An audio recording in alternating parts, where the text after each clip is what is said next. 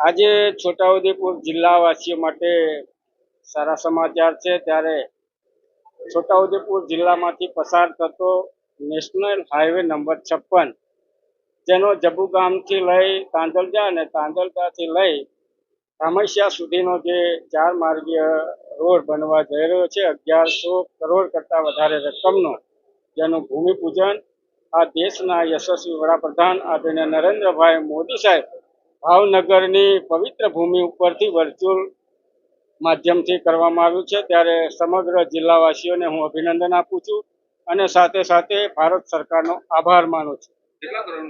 1100 કરતાં વધારે કરોડ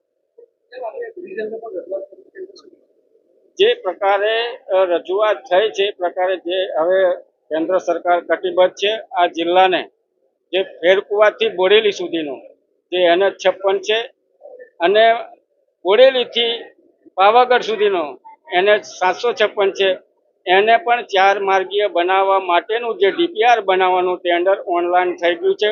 ટૂંકા સમયમાં ટેન્ડર ખુલશે ત્યારે આ DPR પણ બનશે, એમાં બધા જ પુલો આવરી લેવામાં આવશે।